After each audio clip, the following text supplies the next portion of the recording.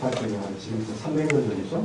버나드 로렌스 선생님이라고 이제 여기 프랑스에서 이제 한 수도원에서 이제 전쟁통에서 이제 몸도 이제 불구가 돼서 다리가 이제 절고 있고 구두수선을 하면서 세계 사한의 일을 하는 그곳에서 이제 하면서 매일 일상이 좀 비슷하잖아요. 저희도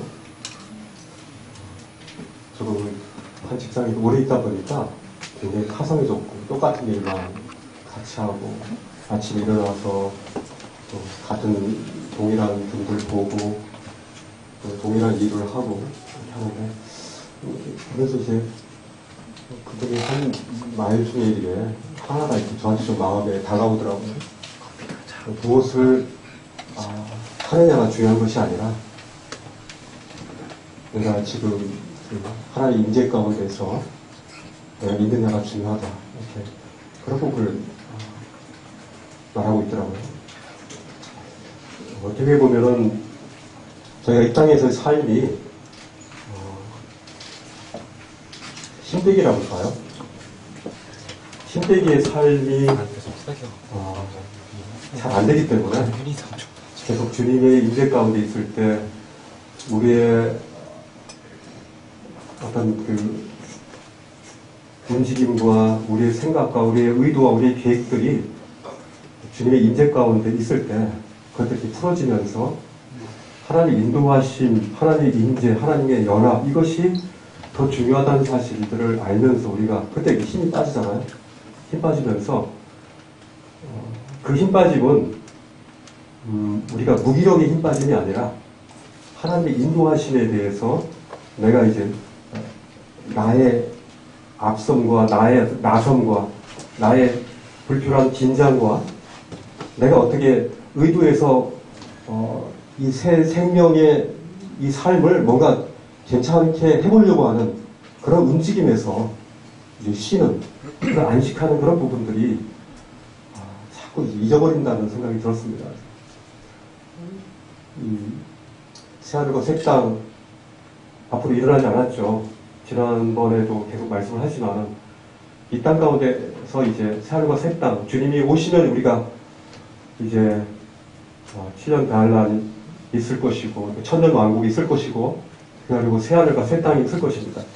이런 앞으로 있을 미래에 대한 부분들이 주님이 우리 가운데 주신 그 소망으로 우리 가운데 현재의 삶 속에서 주님의 소망으로 우리 가운데 와서 그래서 우리가 이런 놀라운 축복의 기업을 받을 존재라는 것들을 알게 될 때 그런 쉼이 있는 것 같습니다. 그리고 여기서 이제 뭔가를 더 획득하고 더 많은 분깃을 내가 차지하고 어떤 포지션 부분에서 더 높은 것을 차지하려고 하는 그런 시도에서 그와가 이제 비교하는 거죠. 그러면서 하늘의 창고, 하늘의 축복, 하나님의 지금 이제 임재 가운데서 내게 주시는 더 가치 있는 일들이 무엇인가에 대한 그것들을 이제 현재 삶 속에서 하나님의 임재를 현재 내가 가지고 있느냐 안 가지고 있느냐가 더 중요하다는 사실들을 좀 이렇게 책을 보면서 또 요즘에 느껴지는 게 좀 그렇습니다.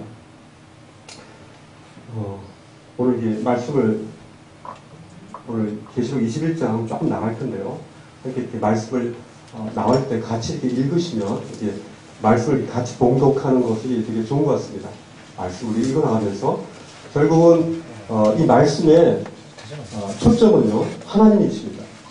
아버지 하나님과 그 성령 하나님이 이 내가 읽는 이 말씀을 통해서 또 예수 그리스도께서 주인이 되신 겁니다. 이 말씀이. 그래서 이 말씀을 통해서 내가 얼마나 하나님의 임재와 하나님의 그 능력과 하나님의 그 거룩하심이 내게 얼마나 영향을 미치느냐가 이 시간 중요한 것입니다. 그래서 이 시간에 많이 먹는 자도 있고요. 적게 먹는 분도 있겠죠. 다 그릇에 따라서 다를 겁니다. 할 수만 있거든 여러분들이 영적인 스폰지가 되십시오. 그래서 여러분들이 이 말씀을 읽을 때 따라 들으십시오. 그래서 이 말씀을 통해서 일주일 동안에 하나님의 임재 가운데 계속적으로 하나님을 추구하는 그런 출발점이 됐으면 하는 생각이 있습니다. 계시록 21장 6절 말씀을 읽겠습니다. 말씀이 이제 찾으셔도 되고요. 여기 있는 말씀을 같이 읽으셔보겠습니다. 제가 말씀을 읽을 때 같은 속도로 읽으시면 되겠습니다. 또 내게 말씀하시되 이루었도다. 나는 알파와 오메가요 처음과 마지막이라. 내가 생명수 생물을 목마른 자에게 값없이 주리니. 우리 주님께서 말씀하십니다. 다 이뤘다고. 근데 이뤘다는 말씀은 좀 이따 할 거고요. 이 알파와 오메가는 헬라어는 이제 알파에서 시작해가지고 오메가로 끝나죠. A로 시작해서 Z로 끝나는 것과 똑같습니다. 이것은 이제 그리스도께서 자신께서 말씀으로 이 세상을 창조하신, 그것을 이제 알파라고 말씀하시는 거고요.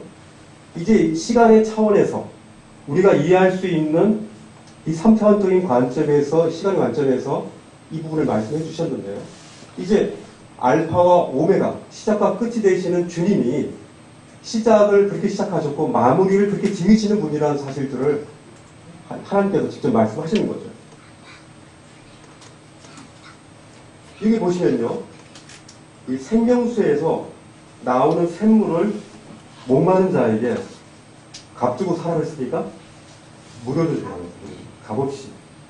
이 생명수에 나오는 샘물을 목마른 자에게 무료로 공급합니다. 그런데요, 이 물의 특징이 목마르지 않은 사람에게 물을 주면요, 별로 좋아하지 않습니다. 아주 그냥 목마를 때 시원한 물을 주면요, 그건 굉장히 고맙고 은혜로운데요, 별로 물을 필요로 하지 않은 자에게 물을 주면은 시덥지 않습니다. 마찬가지로 이 성경에서는요, 이 새하늘과 새 땅에서 목마른 자에게 값없습니다. 이 하나님께서는 이 세상에 이 말씀으로 임하시는데요, 이 말씀이 시원한 샘물처럼 우리 가운데 주시는데 목마른 자에게 그 물은 마셔질 수 있는 겁니다. 이 목마름이라는 단어는 성경에 자주 나옵니다. 시편 42편 1, 2절을 보시면요, 같이 읽겠습니다. 하나님이여 사슴이 시냇물을 찾기에 갈급함 같이 내 영혼이 주를 찾기에 갈급하니이다. 내 영혼이 하나님 곧 살아계시는 하나님을 갈망하니 내가 어느 때에 나가서 하나님의 얼굴을 배울까.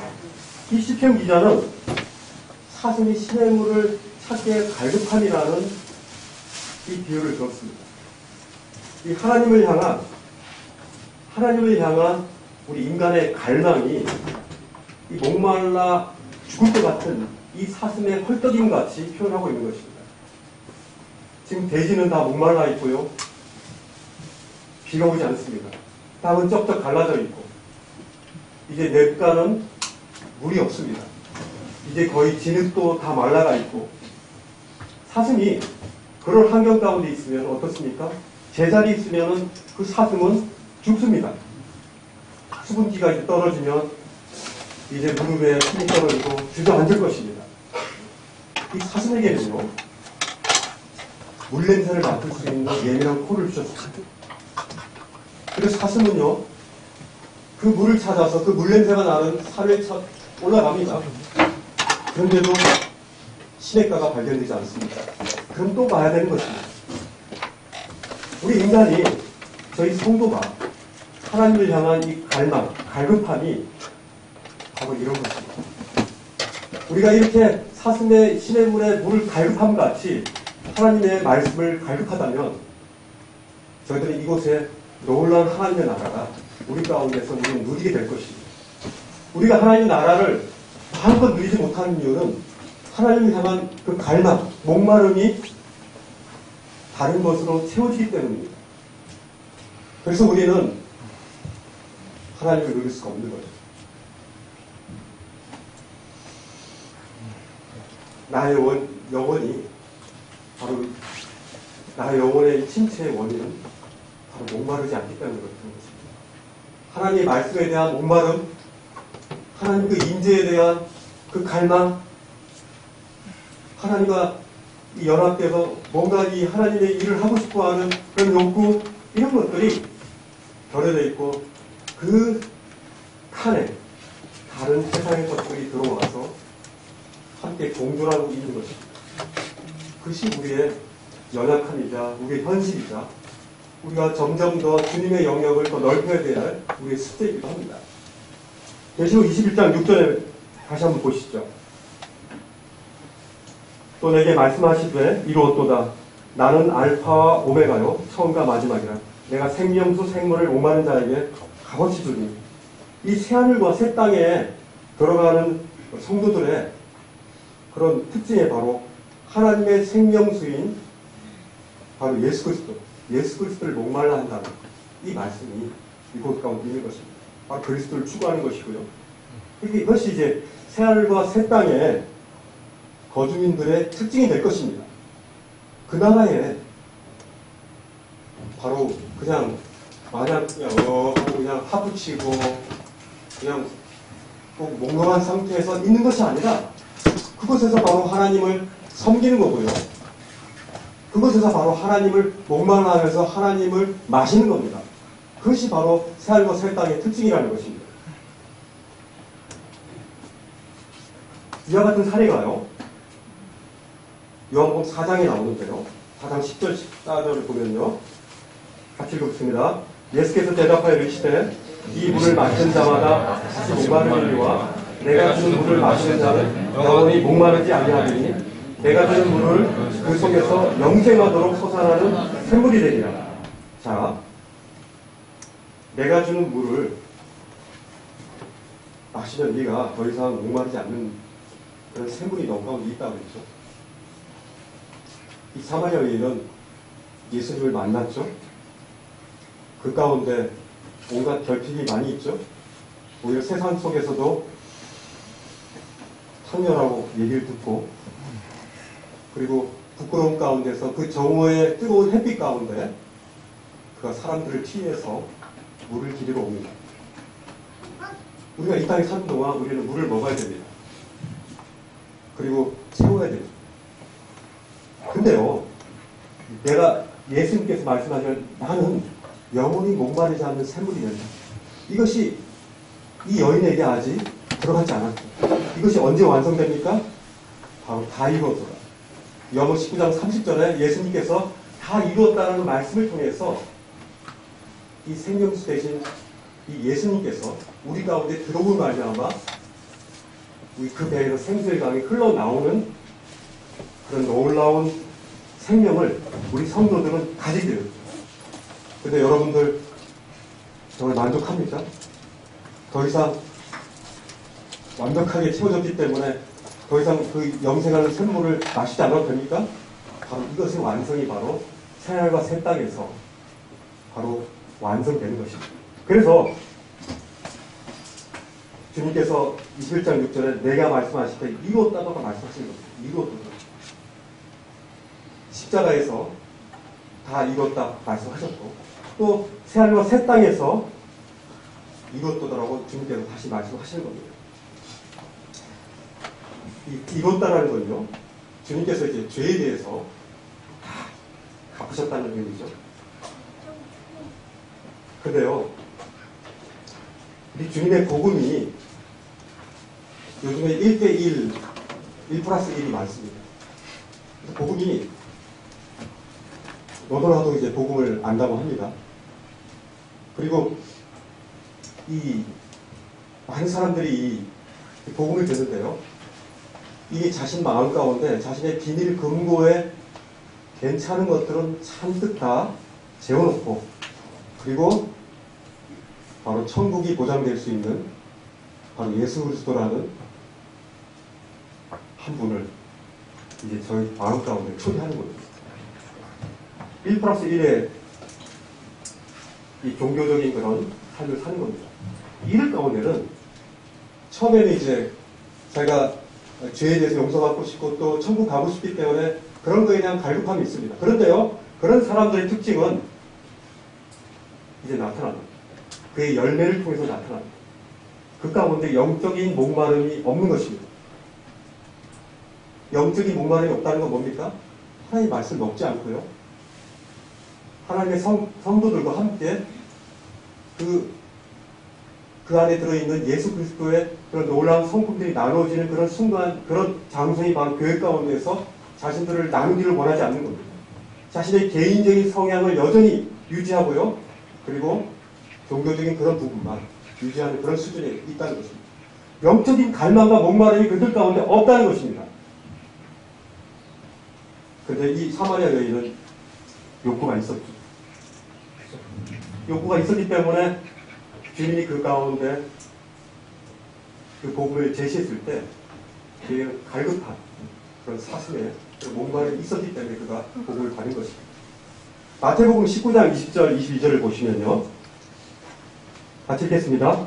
그 청년이 이르되 이 이 모든 모든 것을 것을 내가 지켰사오되 아직도 무엇이 부족하니까 그 청년이 재물이 많으로 이 말씀을 듣고 근심하여 가니라. 이 1+1식으로 그리스도의 생명의 복음의 가치를 인식하는 사람들에게는요, 복음이요, 삶을 바꾸는 귀한 존재가 되지 못합니다. 그들에게는 그 복음이 발에 밟히는 돼지 진주가 되는 겁니다. 그런 종류의 종교성에 접근하는 사람들은요, 예수 그리스도의 그 생명이 없기 때문에 주님을 결코 목말라하지 않습니다. 처음에는 목말라하는 것 같이 보였죠? 그렇지만 점점 그 가운데 생명이 없기 때문에 마치 이렇게 짜는 꽃이 그냥 이렇게 넘겨져 있으면 처음에는 피어 있지만 생명이 그 땅 가운데 없기 때문에, 뿌리가 없기 때문에 그거하고 마르는 것과 똑같습니다. 그리스도를 목말라하지 않는 것입니다. 마태복음 7장 20절을 보시면요. 같이 읽겠습니다. 이러므로 그들의 열매로 그들을 알리라. 나더러 주여 주여 하는 자마다 여기는 없나요? 제가 읽겠습니다. 마태복음 7장 20절. 이러므로 그들의 열매로 그들을 알리라. 나더러 주여 주여 하는 자마다 다 천국에 들어갈 것이 아니요 다만 하늘에 계신 내 아버지의 뜻대로 행하는 자라야 들어가리라. 이렇게 종교성을 가지고 마태복음 7장에 보면 주여 주여 하지만 그러나 실제적으로 그들의 생명이 없기 때문에 그리스도의 열매가 없는 것입니다. 그래서 그리스도를 생명의 구세주로 바로 그리스도를 그들의 주님으로 그들의 왕으로 모셔본 적이 없는 것입니다. 그리고 여전히 자신이 주인이 되어서 1+1 자신의 이 세상의 삶과 그리스도를 동시에 취하는 그런 어처구니 없는 그런 삶을 살게 된 것입니다. 우린 그들을 보고요, 잘 분별하셔야 됩니다. 그들은 어두운 곳에서 이를 가하며 울게 될 것입니다. 그들을 잘못 분별하면요, 그들을 구원받은 자로 여겨지면 안 되는 것입니다. 그래서 우리는 그들에게 참된 복음을 전하고 바로 주님이 어떠한 분인가를 제대로 전해야 되는 것입니다. 계시록 21장 7절 8절 보겠습니다. 같이 읽겠습니다. 시작. 이기는 자는 이것들을 상속받으리라. 나는 그의 하나님이 되고 그는 내 아들이 되리라. 그러나 두려워하는 자들과 믿지 아니하는 자들과 흉악한 자들과 살인자들과 운행하는 자들과 점술가들과 우상 숭배자들과 거짓말하는 모든 자들은 불과 유황으로 하는 곳에 던져지시리니 이것이 둘째 사망이라. 이기는 자는 하나님의 나라를 유혹으로 상속받는다고 했습니다. 이긴다는 건 뭡니까? 우린 보통 이긴다고 하면은 굉장히 경쟁해서 누군가를 꺾고 이기는 것을 보통 많이 생각하는데요. 성경이 이기면 그것이 아니라는 거 아시죠? 요한일서 5장 4절 5절에 보면요. 우리 하나님께로 난 자마다 세상을 이긴다고 했잖아요. 그죠? 그리고 세상을 이기면 이것이니 우리의 믿음이라고 했습니다. 바로 우리의 믿음이 바로 이기는 것입니다. 그죠? 믿음을 가진 자가 그리스도의 그 성품을 소유한 채로 이 세상에서 어떤 일들을 할 때 그것이 세상에 보기엔 실패일지는 모르지만은 그러나 그리스도의 심정을 가지고 그리스도의 성품으로 그것들을 했을 때 승리하든 패배하든 그것은 우리에게 있어서의 이임입니다. 그리스도와 함께 한 일이 그것에는 바로 그리스도의 승리가 바로 보장되는 것이죠. 하나님의 나라를 상속받은 것은요, 언제부터입니까? 우리가 주님을 믿는 것부터, 그리고 하나님의 자녀가 된 이후로부터죠. 그리고 이 천년왕국과 새하늘과 새 땅에서 이제 분명하게 그 기업의 특권을 부여받고 그때 누릴 수 있는 것입니다. 근데요, 그 뒤에 이 말씀에 뒤에 보면요, 경고적인 말씀이 뒤따라오죠. 어떻습니까? 두려워하는 자들, 믿지 않는 자들, 흉악한 자들, 살인자들, 음행, 점술, 우상숭배, 거짓말, 이런 모든 자들이 어디로 간다고요? 불과 유황으로 타는 못에 던져진다고 했죠. 이것이 바로 무슨 사망? 불제 사망이라고 했습니다. 이 경고적인 말씀은요, 이 두려워하는 자들, 여기 보면은 영어 성경에 보면은 이 겁쟁이들이라고 되어 있습니다. 겁쟁이들.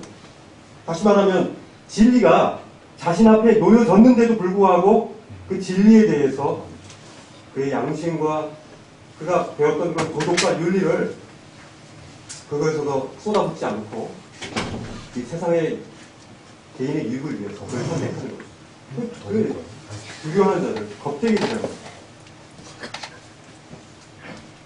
바로 이런 겁쟁이들과 이 비행인을 믿지 않고 흉악한 자들, 이런 모든 예수 그리스도를 믿지 않는 자들, 거스르는 이런 사람들이 바로 불과 유황으로 타는 연못에 던져지는, 불과 유황이 그 뜨거운 연못에 던져지는 비참한 일들이 생긴 것입니다. 저는 한 형제님이 얘기하는 이 얘기를 잃을 수가 없습니다. 그 형제님 항상 그 용광로에서, 용광로가 아니라 공사장에서 그 얘기를 하시는데, 저는 그 얘기 들을 때마다 끔찍합니다.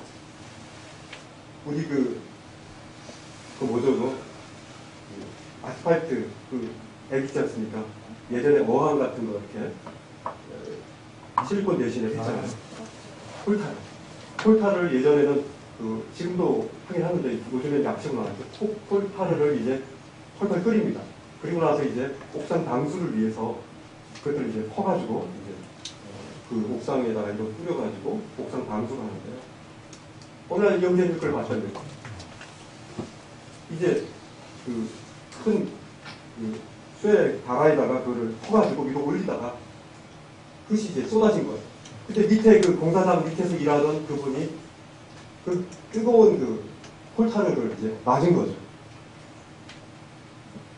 자기가 그걸 봤는데 그 사람이 그 지상에서 팔딱팔딱 뛰는데 정말 높이뛰기 선수 못지않게 너무나 고통스럽기 때문에 어떻게 할 수도 없어. 어떻게 뛰어낼 수도 없고 자기 몸에 붙은 그 폴타르를 안고 그 고통스러워하는 그 모습이 자기는 잊지 못하겠다. 그걸 보면서 이 불과 유황이 타는 이 연못, 그곳에서 떨어진 사람들의 고통을 자기는 이해할 것 같다. 조금이나마 이해할 것 같다라고 얘기합니다. 그건 비참한 일입니다. 그건 심각한 일입니다. 저는요, 중학교 때요, 이 지옥에 대한 두려움 때문에요, 굉장히 한 2년 정도 고생을 했습니다. 눈 감으면 제가 일반 교회 다녔는데, 거기서 막 지옥 얘기를 하는데 굉장히 무서웠습니다. 근데 꿈속에서 자주 나타나고, 그래서 이 지옥을 어떻게 하면 해결할 수 있을까? 사실 저는 지옥에 대한 두려움이 이 복음 가운데 오게 하는데 굉장히 큰 동력이 됐던 그런 사람 중에 하나입니다. 근데 지금의 이제 모임에, 복음의 말씀을 전해주는 모임으로 옮긴 뒤로부터요, 이제 결국은 저희 죄가 용서되는 것이 이 지옥을 무서워하고 그것보다도 바로 외부의 힘에 의해서, 외부에서 나를 던져줘야만 내가 구원받을 수 있는 건가. 그래야만 내가 나의 죄에서 건진받을 수 있구나 하면서 바로 외부에서 오는 그 힘이 뭔가에 대한 것이 바로 예수 그리스도의 그 십자가에서 흘리신 피라는 사실들을 알게 된 거예요. 그리고 나서 이제 거의 2년 동안, 그 당시에는 거의 한 2시간 정도, 길면 2시간 반을 복음을 전했습니다. 우리 한 40분 정도 말씀드리면 막 듣겠죠? 예전에는 다 2시간씩 드셨는데 지금은 좀 시대가 아니죠. 그래서 그런 거죠. 2시간 반을 받지만 않을 그 침침을 받으면서 엄청나게 지금 거리는 먼데 진짜 가까웠어요. 그러면서 한 1년 동안 그 복음을 들으면서 로마서 복음을 하면서 제 마음이 구원 받는지 안 받는지 그때는 잘 몰랐어요.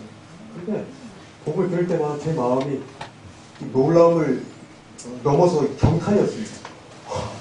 이 놀라운 자유함이 있었습니다. 그때 이미 구원받은 것 같아요. 복음의 말씀을 정리하기 전에도 너무 좋았어요.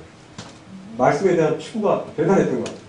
교회까지 가는데 2시간 반 걸리고, 2시간, 고등학교 2학년이 뭐 그렇게 시간이 많았는지, 가는데 2시간, 오는데 2시간 반, 토요일 날도 가고 막 그랬는데, 이 지옥에 대한 두려움이 굉장히 있었습니다. 근데요, 시간 계속 구원받고 시간이 지남에 따라서 제가 이 불순종한 이 천사들을 위해서 마련한 이 불순종의 천사들을 위해서 마련한 그 뜨거운 유황과 이 불못에 많은 사람들을 보내도 괜찮다라는 그런 인식을 제가 의식하지 않은 상태에서 용인하고 있다는 사실들을 알게 됐습니다. 우리의 민감하지 않은 이런 습관이 우리로 하여금 많은 사람들이 그 지옥 불못에 들어가는 것을 용인하는 거죠. 예전에는 굉장히 고통스러웠는데 지금 안 믿으니까 네 책임이지. 이렇게 그들의 피값을 제대로 전하지 않고도 피값이 나에게 있는데 그것을 돌리지 않으려고 하는 합리주의에 제가 빠지고 있다는 그런 매너리즘에 빠지고 있다는 사실들을 알고 제 마음 가운데 이렇게 이 말씀을 준비하면서 함께 회개했습니다. 지금도 회개하고 있습니다. 누가복음 12장 4절 5절 보시면요. 같이 읽겠습니다. 내가 내 친구 너희에게 말하노니 몸을 죽이고 그 후에는 등이 더 못하는 자들을 두려워하지 말라. 마땅히 두려워할 자를 내가 너에게 보이니 곧 죽인 후에 또한 지옥에 넣는 권세 있는 그를 두려워하라. 내가 참으로 너에게 보노니 그를 두려워하라. 이 우리 주님이 직접 그 입술에서 나온 말씀입니다. 성경에서 말씀한 엄중한 경고입니다. 주님은요, 이 제자들에게 모든 것이 빛 안에서 드러난다고 했어요. 그죠? 이 외식하는 바리새인들의 외식이 드러난다고 했어요. 그래서 그런 죄를 피하라고 했습니다. 그러면서 육체를 죽이는 그런 사람, 다 외식이죠. 우리가 사실 외식 얼마나 많이 합니까? 저 외식 많이 합니다. 그렇죠? 실제로 마음은 그렇지 않은데 괜찮은 사람이면 더 교양이 있느냐 품이 있는 것처럼 보일 때가 있어요. 마음 가운데서는 막 핀으로 찔러대고 있는데 바깥으로는 오라는 척 바리새인이죠. 우리 주님은 그런 저를 아셔요. 주님은 아셔요. 그럼에도 불구하고 인자함으로 있지만 한 제 자신을 볼 때 형편없는 제 자신을 보게 됩니다. 근데요, 사람을 두려워하지 말아야 됩니다. 근데 뭘 두려워합니까? 바로 죽고 나서도 그 영혼을 지옥으로 보낼 수 있는 그 하나님의 그 권한 가지신 그 하나님을 두려워하는 것이죠. 이것이 하나님을 두려워하는 것이 이것이 바로 성경이 피할 수 없는 이 가르침입니다. 이 마가복음 9장 48절하고요. 마태복음 25장 41절 한번 보시다. 이 지옥에 대해서 같이 읽읍시다. 시작. 거기에서는 구더기도 죽지 않고 불도 떠지지 않으니라. 또 왼편에 있는 자들에게 이르시되 저들을 잡은 자들아 나를 떠나 마귀와 그 사자들을 위하여 예비된 영원한 불에 들어가라. 우리는요 지옥에 대해서 가끔 복음전도 때 그때 듣긴 좋아하는데 평상시에 지옥 별로 생각하고 싶지 않아요. 그냥 내가 복음 제대로 전하지 않은 분들이 그곳에 간다는 걸 생각하면 제가 불쾌해집니다. 근데요 이거 현실입니다. 요한복음 5장에서는요 주님은 모든 사람들이 부활한 뒤에 두 가지 부활이 있다라고 말씀하고 계십니다. 요한복음 5장 28절 29절을 같이 읽어보겠습니다. 시작. 이를 놀랍게 여기지 말라. 무덤 속에 있는 자가 그의 음성을 들을 때가 오나니 선한 일을 행한 자는 생명의 부활로 악한 일을 행한 자는 심판의 부활로 나오리라. 여기 보면 선한 일은 행위를 통한 구원이 아니라는 거 아시죠? 그죠? 요한복음 6장 29절에 보면은 하나님께서 보내신 일을 믿는 것이 바로 뭐죠? 하나님의 일이라는 거예요. 하나님께서 보내신 이 예수 그리스도를 믿는 것이 바로 하나님의 일인 겁니다. 예수 그리스도를 우리 마음가운데 믿음으로 받아들이는 것이 바로 성경에서는 하나님의 일입니다. 이 그리스도의 생명의 이 성품을 우리가 가지고 있는 것이 바로 하나님의 일이라는 거예요. 그런데 그리스도를 거부한 자들에게는 어떻게 된다고요? 심판대 앞에 서는 것입니다. 이건 유쾌한 일이 아니죠. 근데요, 하나님은 거룩하십니다. 그리고 악에 대해서 하나님이 심판하실 수밖에 없는 공의의 하나님임을 우리는 알고 있지 않습니까? 이 거룩이라는 것은요, 우리 형제님들이 말씀할 때 있는 것처럼 거룩이라는 것은 바로 악과 더러움의 분리입니다. 아까 더러움에서 이제 분리되는 것이죠. 그리고 분리될 뿐만 아니라 이 악함과 더러움을 분리될 뿐만 아니라 그것을 증오하는 것이 바로 거룩합니다. 이것이 바로 하나님의 속성인데요. 요한일서 1장 5절에 보면 하나님의 속성을 잘 나와 있어요. 지난 시간에 이 말씀을 이렇게 나눴는데요. 같이 읽겠습니다. 시작. 우리가 그에게서 듣고 너희에게 전하는 소식은 이것이니 곧 하나님의 빛이시라. 그에게 어둠이 조금도 없다는 것입니다. 하나님은 빛이십니다. 하나님은요, 항상 순결하시다는 거예요. 빛은요, 항상 순결합니다. 이 더러운 빛 봤습니까? 오염된 빛 봤어요? 그런 빛은 없어요. 그건 언어에 모순이 있습니다. 하나님은요, 모든 죄와 오염될 수 없는 완전한 분이십니다. 그러기에 이 하나님의 공의라는 하나님의 속성에서요, 하나님의 공의에서 하나님이 만일 어떤 처벌하지 않은 죄가 있다면 하나님이 스스로 만드신 그 공의에서 하나님이 깨지시게 되거든요. 공의의 하나님에서. 그렇기 때문에 공의의 하나님은 반드시 이 죄에 대해서, 악에 대해서, 거룩에 대해서 대조되는 그 부분을 반드시 밝히고 심판하셔야 되는 하나님이시라는 거예요. 이것이 바로 하나님의 거룩한 고결성입니다. 그렇죠? 하나님의 고결성이 파괴되지 않기 위해서는 하나님의 공의가 실천돼야 되는 것이죠. 계시록 20장 11절 15절을 보시죠. 거기 보니요, 심판대의 모습이 나오는데요. 같이 한번 빨리 읽겠습니다. 시작. 또 내가 크고 흰 보좌와 그 위에 앉으신 이를 보니 땅과 하늘이 그 앞에서 피할 관대없더라. 또 내가 보니 죽은 자들이 큰 자나 작은 자나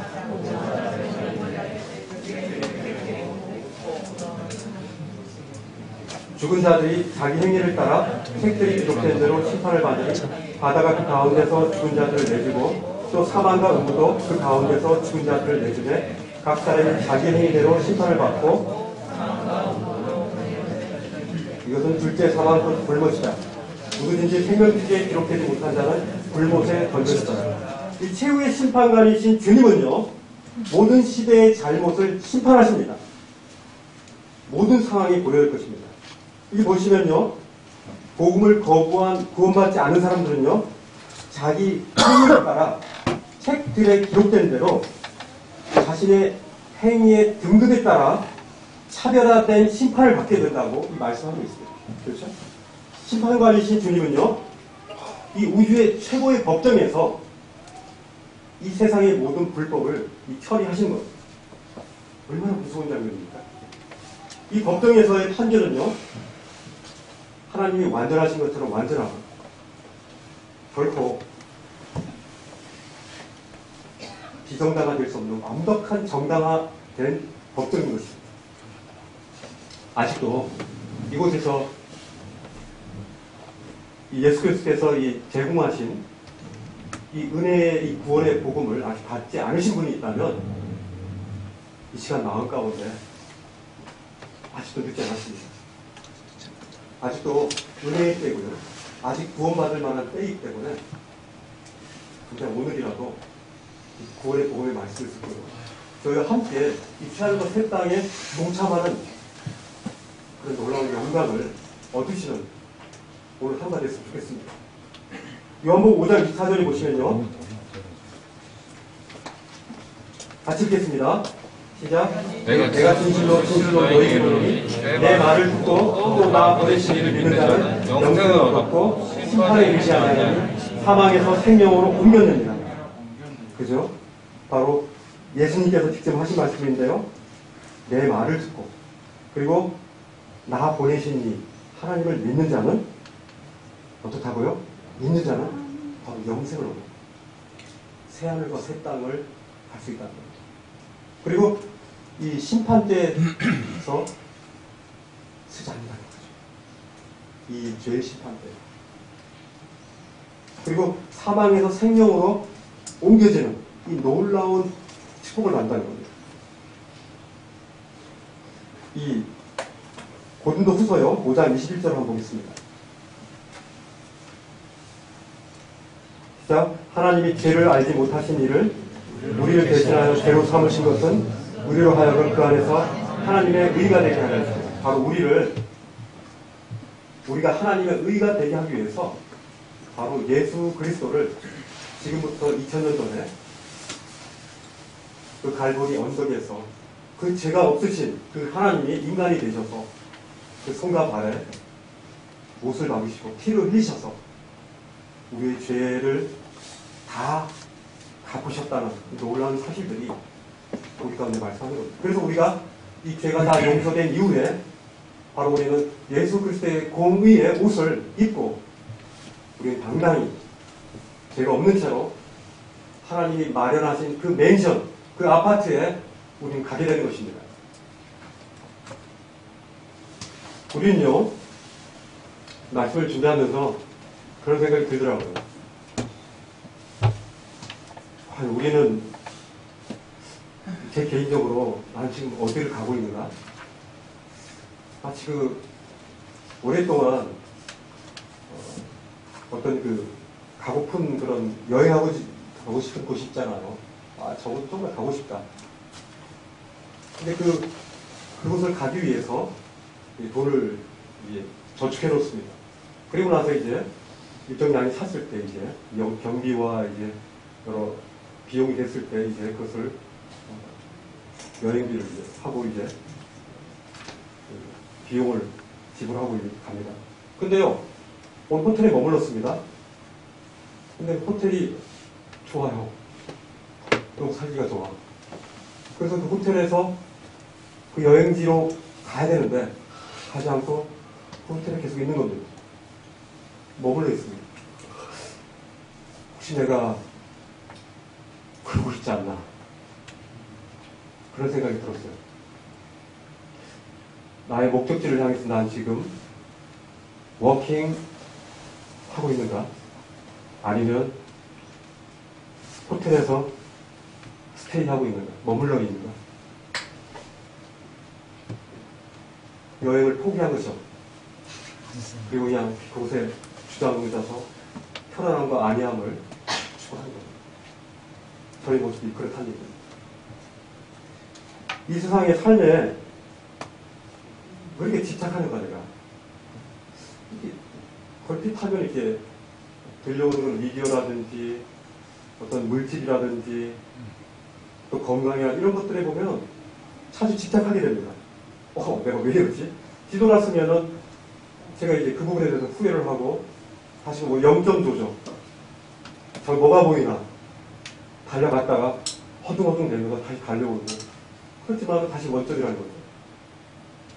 왜 그렇습니까? 삶에 집착하는 거죠. 계속적으로 워킹 인 더 라이트가 아니라 뒷 가운데서 걸어가고 있지 않다는 거예요. 바로 천국의 바로 새하늘과 새 땅에 쌓아놓은 하나님의 그 놀라운 영생의 소망을 잊어버린 겁니다. 그래서 그 자리에 머물러 있는 거예요. 이 땅은요, 잘 보셔야 되는데 죄와 슬픔이 사실 가득합니다. 불공정과 불공평이 이 땅 가운데 가득합니다. 그리고요, 불법이 성하고 있습니다. 우리가 대변하지 않아서 그렇지 막상 우리가 그 자리에 있으면은 억울해서 죽습니다. 그런 일을 많이 겪지 않으셨습니까?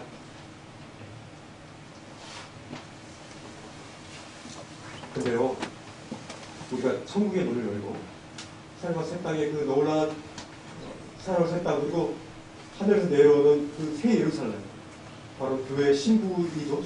신부인 우리가 이제 신랑인 주님을 만나게 된 겁니다. 그때가 바로 우리의 가장 위대한 그 순간입니다. 그거를 소망하셔야 됩니다. 아니, 소망이 될 수밖에 없습니다. 우리가 잘 몰라서 그렇지. 지옥의 실제에 대해서도 그렇듯이 우리가 이 땅 가운데에서 사는 것들을 괜찮다라는 것들을 인정하기 위해서 천국의 놀라운 그 축복의 소망을 우리는 무의식적으로 그것들을 무마시키려는 경향이 우리 육체 가운데 있다는 사실들을 우리 인정해야 되는 것입니다. 작년에 제 매형이 한 10년 동안 암투병했죠. 돌아가시기 얼마 전에 굉장히 많이 힘드셨습니다. 거의 몰핀이 들어가도 견딜 수가 없습니다. 온몸은 다 말라가 있고 거의 40kg도 이제 안 나가는 그런 몸이 됐습니다. 먹을 수가 없으니까. 근데 제가 갈 때마다요, 옆에 보면은 막 아프다가도 제가 하면 천아 웃어요. 그래서 천아 하면서 제일 처음 하는 게 천아 고마워 그래요. 뭐가 고맙습니까? 내가 이 땅 가운데는 잘 못 살았지만 죽고 나서 천국 갈 수 있도록 천하님이 이렇게 도와줬잖아. 고마워. 매우 확신하십니까? 마음 가운데 평안이 있어. 계속 그 얘기를 반복하는 거예요. 이제 영원한 천국에서 고통 없이 눈물도 없고 고통도 없고 병도 없고 애곡하는 것도 없고 애통하는 것도 없고 그 천국에서 주님 그곳에서 계시는 거죠. 그래서 저는 죽음은 결코 슬퍼할 일이 아닌 것입니다. 오히려 더 축복하고 그들에 대해서 기뻐해야 될 일이라는 것들을 전 그때 알게 됐습니다. 그래서 전 매형의 손을 잡고 주님 많이 힘듭니다. 빨리 주님의 품 안에 안길 수 있도록 주님 빨리 인도해 주세요라고 매형 손 붙잡고 내가 울면서 기도한 기억이 납니다. 디모데후서 4장 7절을 보시면요. 나는 선한 싸움을 싸우고 나의 달려갈 길을 마치고 믿음을 지켰다고 했습니다. 매형이 돌아가기 전날에 제가 병원에 가봤습니다. 매형이 있는 그 병실문 바깥에 있는데요. 매형이 보이더라고요. 근데 너무 고통스러워서 옆에 난간을 갖고 고통스러워하고 있다. 그리고 이제 이게 누워있다. 이 마지막 여행지에서 믿음의 끈을 꽉 붙잡고 있는 한 평범한 형제. 그의 모습이 애처롭기도 하고요. 한편으로 제 마음 가운데 자랑스러웠습니다. 나도 저 순간을 맞이하게 될 터인데 나도 매형처럼 믿음을 끝까지 붙잡는. 그래서 고마워, 감사합니다. 이 감사가 이 끝에까지 차오르는 이런 상태로 내가 죽으면 좋겠다 라는 그런 생각을 했습니다. 죽음을 준비하는 성도의 모습은 바로 그런 것입니다. 우리의 경주는 어떤 경주입니까? 시편 23편 4절을 보시면요, 시편 기자는 이렇게 얘기합니다. 우리의 경주는 바로 이 경주입니다. 같이 읽겠습니다. 시작. 내가 사망의 음침한 골짜기를 밟을지라도 해를 두려워하지 않는 것은 주께서 나와 함께 하십니다. 주의 기타미와 막대기가 나를 안니하십니다. 우리가 구원받은 이후에요, 분명히 우리는 경주에 참여하는 자입니다. 우린 제자리에 있는 것이 아닙니다. 우리는 사도 바울이 얘기한 것처럼 우리에게 당한 경주가 있습니다. 각자마다. 그 경주가요, 때로는 무서운 경주일 수 있습니다. 고통받는 경주일 수도 있습니다. 도중에 고통스러운 심장의 압박이 올 수 있는 긴장된 그런 경주일 수 있습니다. 그리고 여러 장애물들이 우리를 두렵게 하는 그런 경주일 수 있습니다. 근데요, 마지막 결승전까지 갈 수 있을까 염려하기도 하잖아요. 근데 시편 기자는 그것을 바로 사망의 음침한 골짜기라고 표현합니다. 이 사망의 음침한 골짜기는요, 빛이 들어오지 않습니다. 껌껌합니다. 얼마나 무섭습니다. 이 빛이 들어오지 않는 이 음침한 골짜기. 근데요, 이런 골짜기를 우리는 어떻게든 우회하려고 합니다. 가려고 하잖아요. 우리는 이런 죽음의 골짜기를 통과하게 하고 싶지 않습니다. 그러나 우리 주님은 그 골짜기를 가라고 하실 때가 있습니다. 그리고 실제로 그런 골짜기를 갈 때가 많습니다. 다윗의 직업이 뭡니까? 목자입니다. 근데요, 이 말씀을 잘 보시면요, 다윗은 자신을 목자의 위치에 두지 않습니다. 자신을요, 양의 입장에 둡니다. 그리고 자신을 인도하는 그 주님이 자신의 목자라고 이렇게 고백하는 겁니다. 자신을 위대한 목자의 돌보심에 나는 있다라고 얘기하는 겁니다.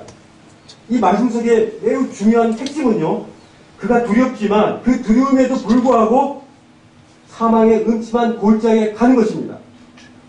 우리 스스로 고난을 선택하지 않아요. 고난 좋아하는 사람 아무도 없어요. 아프는 거, 병 걸리는 거 좋아하는 사람 아무도 없습니다.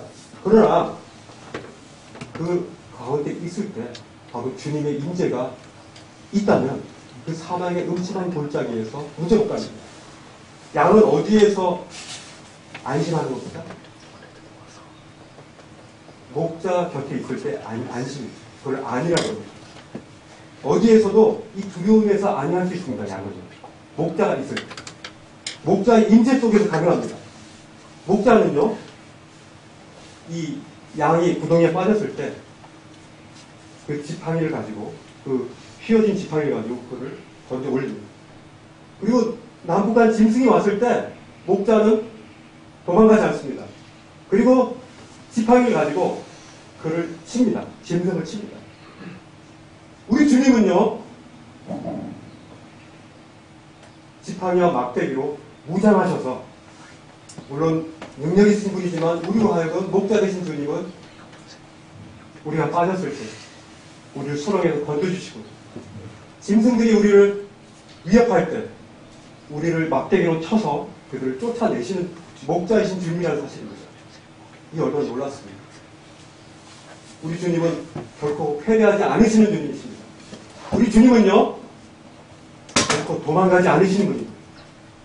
우리 주님은 우리를 끝까지 그의 생명을 바쳐서 우리를 지키셨고 앞으로 지키시고 지키실 그런 주님이라는 사실에 대해서 우리는 너무나 감사가 우리 가운데 있는 것입니다.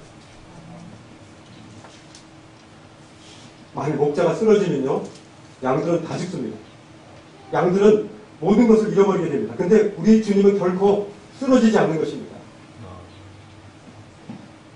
우리의 목자는요, 사망의 음침한 골짜기에 위협을 당하지 않으시는 분입니다.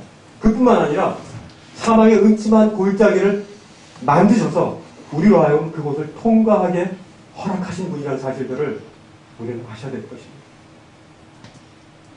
디모데후서 4장 7절 말씀 읽고 마치겠습니다. 나는 선한 싸움을 싸우고 나의 달려갈 길에 마치고 믿음을 지켰으니.